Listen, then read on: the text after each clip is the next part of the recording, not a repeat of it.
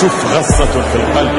الفريق الذي كان يحكم أوروبا كل أوروبا ويأمر أوروبا كل أوروبا، وعندما يأمر الريال أوروبا كل أوروبا، كانت أوروبا كل أوروبا تقول سمعا وطاعة للفريق الملكي. عملاق أوروبا إلى أين وصلت الأمور؟ إلى أين التراجع؟ إلى أين الخسائر؟ إلى أين النتائج السلبية؟ إلى أين العبث بتاريخ هذا العملاق الكبير؟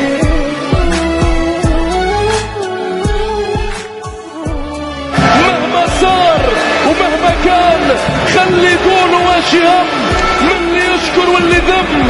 هو الملكي زعيم الألقاب مثل الذهب، لا يتغير لونها ولا تقل قيمتها، شامخة في العلالي تمضي ولا تمل.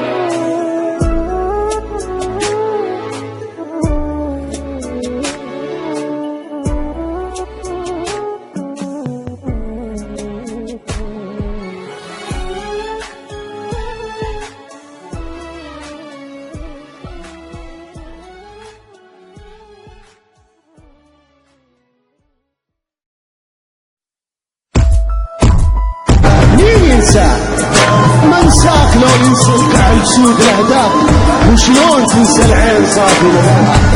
نجيب له الصوت الجريح يقول له ما نسيناه ما نسيناه، لا والله ما نسيناه.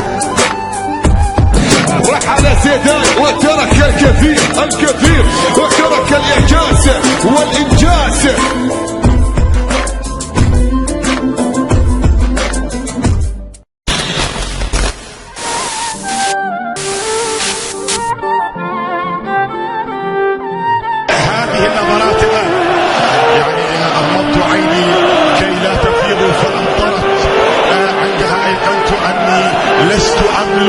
مدمعي في إشارة إلى الحزن. حملة كبيرة جدا، أعيد رونالدو إلى منزله. تتمنى من كريستيانو أن يعود. قالوا لرونالدو لابد أن تعود إلى منزلك يا كريستيانو، لابد أنك حنيت لتلك الأيام. وأي مجد وأي ذكريات مع ماضيه، مع ذكرياتهم، مع أيامهم، مع تاريخهم. المشهد لا يستوعبهم المحبون والعاشقون. كان حلهم، كان سلاحهم، كان مصدر خطورتهم. برحيلهم تسبب بخلل في هجومهم. كان دفاعهم استطاع أن يفوز لهم ومعهم وبهم بلقب أوروبا.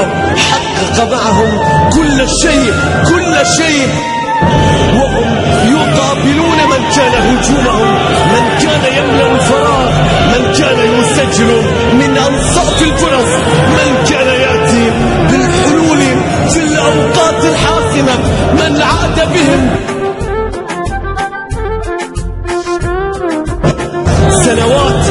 سنوات من التألق، سنوات من العشق الأبدي، سنوات صنع فيها كل شيء. اللاعب الذي لم يعد يلبس القميص ولم يعد يتواجد معهم اليوم، لم يملأوا الفراغ، لم يعوضوك بعد.